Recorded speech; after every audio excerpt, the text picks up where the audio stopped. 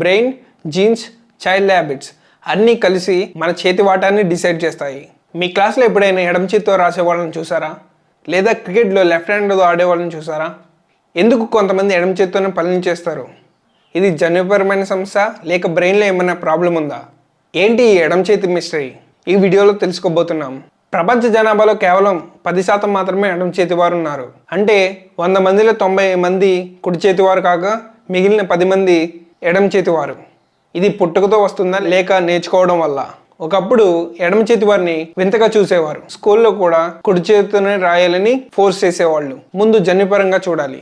మన శరీర లక్షణాలను నిర్ణయించేది DNA. లెఫ్ట్ హ్యాండెడ్గా ఉండడం కూడా కొంతవరకు జెనెటిక్. ఎగ్జాంపుల్కి ఇద్దరు పేరెంట్స్ లెఫ్ట్ హ్యాండెడ్ అయితే పిల్లలకు 25% అవకాశం ఉంటుంది లెఫ్ట్ హ్యాండెడ్ అయ్యే ఛాన్స్. కానీ ఇది పూర్తిగా జన్యుపరంగా మాత్రమే జరగదు. అంటే మీరు ఎడమ చేతితో రాస్తుంటే అది మీ జీన్స్ వల్ల మాత్రమే కాదు. మన బ్రెయిన్ 2 భాగాలుగా ఉంటుంది, లెఫ్ట్ బ్రెయిన్ అలాగే right brain. Left brain logic and లాంగ్వేజ్ని కలిగి ఉంటుంది. రైట్ బ్రెయిన్ క్రియేటివిటీ, ఇమాజినేషన్ కలిగి ఉంటుంది. లెఫ్ట్ బ్రెయిన్ రైట్ హ్యాండ్ని కంట్రోల్ చేస్తుంది, రైట్ బ్రెయిన్ లెఫ్ట్ హ్యాండ్ని కంట్రోల్ చేస్తుంది. అంటే ఎవరి రైట్ బ్రెయిన్ ఎక్కువ యాక్టివ్గా ఉంటుందో వాళ్ళు ఎడమ చేతివారు. ఇది పుట్టుకతోనే డిసైడ్ అవుతుంది. ఇది మన జెనెటిక్స్లోనే ఉంటుంది. చాలామంది టాప్ లెవెల్ క్రియేటివ్ ఆర్టిస్టులు, మ్యూజిషియన్లు మరియు స్పోర్ట్స్లో కూడా చాలామంది ఎడమ చేతి వారే ఎక్కువగా ఉంటారు. లెఫ్ట్ హ్యాండ్ అంటే బ్రెయిన్లో ఏమైనా ప్రాబ్లం ఉందా? నో, అది పూర్తిగా తప్పు అభిప్రాయం. ఇదేమీ మానసిక సమస్య కాదు. It's just a natural variation. సైంటిస్టులు ఒక జీన్ని గుర్తించారు, LRRTM1, leucine rich repeat transmembrane neuronal 1. ఈ జీన్ లెఫ్ట్ అయ్యే ఛాన్స్ను పెంచుతుంది. ఈ జీన్ మన బ్రెయిన్లో కోఆర్డినేషన్ ఎలా జరిగిందో డిసైడ్ చేస్తుంది. ఈ లెఫ్ట్ హ్యాండర్స్కి కొన్ని స్పెషల్ అడ్వాంటేజెస్ కూడా ఉన్నాయి. స్పోర్ట్స్లో ముఖ్యంగా క్రికెట్, టెన్నిస్ లాంటి ఆటల్లో లెఫ్ట్ హ్యాండర్స్ అపోనెంట్స్కి డిఫరెంట్గా కనిపిస్తారు. క్రియేటివ్ థింకింగ్, ఎందుకంటే రైట్ బ్రెయిన్ క్రియేటివ్తో అనుబంధం కలిగి ఉంటుంది. Video games, 3D imaginations, art and డిజైన్లో వీరు తక్కువలో ఎక్కువ చూపిస్తారు. చాలామంది సెలబ్రిటీస్ కూడా ఎడమ చేతి వారే. Bill Gates, Einstein, Barack Obama, Sachin Tendulkar. కేవలం జీన్స్, బ్రెయిన్ స్ట్రక్చర్ కాదు, చుట్టూ ఉండే వాతావరణం కూడా కొంత ప్రభావం చూపుతుంది.